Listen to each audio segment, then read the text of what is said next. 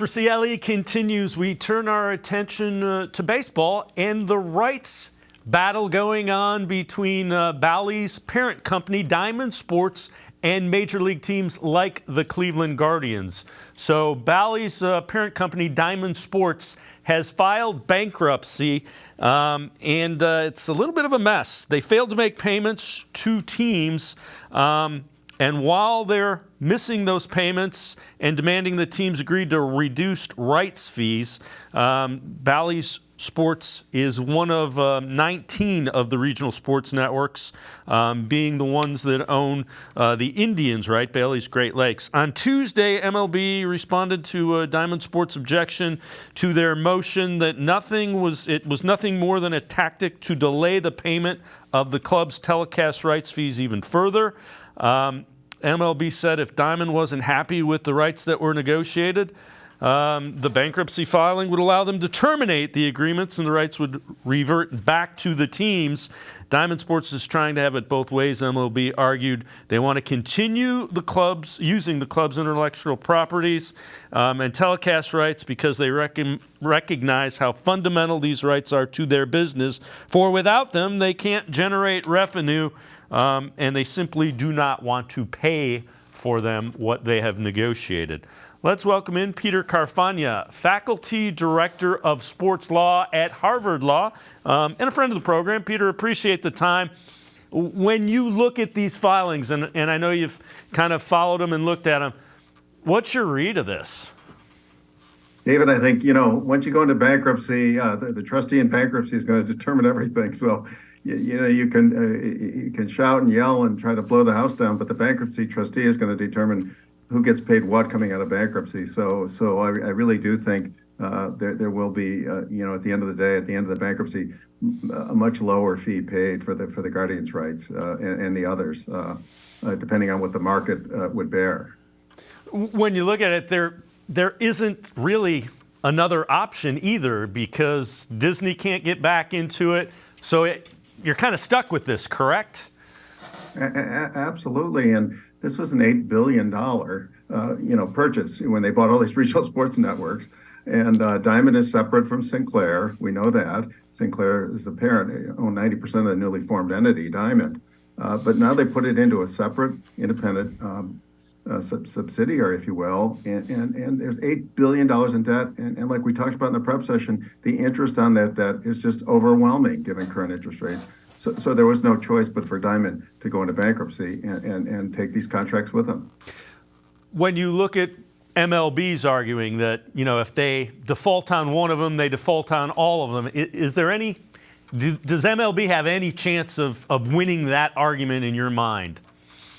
I love MLB. I mean, I have a former student who's right in the middle of this, and I dared not talk to him before this, but honestly, any bankruptcy, they're going to measure the value of the contract, and the bankruptcy trustee is going to decide what it's worth before they discharge, on the other side. So to be careful what you wish for. I don't see a reversion here. I see a sort of a monetization at whatever the market rate would be. It's $55 million with the Guardians. It's maybe 20% of their total revenues, from what we can tell, and I don't think it's going to be that much at the end of the day. I don't think the bankruptcy trustee is going to value it at that level. So the bottom line is, it appears Diamond made a bad deal, but they're going to find a way to get out of the bad. Is that, in layman's term, it was a bad business deal, but they're going to find a way to not be harmed by their bad business deal. That's what bankruptcy's for, in a way to restructure, reorganize, go into the Chapter 11 protections. And it was just too much debt. Like we said in the prep session, 8 billion reasons why with cord cutting, they just weren't able to make the revenues flow to be able to pay the interest, let alone the principal. So they backed themselves into a corner and they did what any smart company would do, and that is to renegotiate with their creditors in the bankruptcy, essentially give the company to the main creditors. That's what's going to happen on the other side. And anybody who has a contractual relationship, that'll be valued by the trustee, and it'll be discharged in bankruptcy, or you could object to that valuation. Now, the creditors are the people, it really isn't the Guardians, it's the people that they finance the deal with, correct? Those are the ones that are going to... they're gonna be made whole by getting equity in this new company on the other side of bankruptcy. And right, and the secured creditors are going to be made as whole as possible. Right, there's like 3 or 4 different lines of bondholders here that finance the 8 billion, and they'll be paid off because they're secured. Probably 100 cents on the dollar, and everybody who's not secured will get as much as is left over. Now, MLB is trying to find a way to set up something that they own. Do they have any chance do they have any chance at all of making that happen?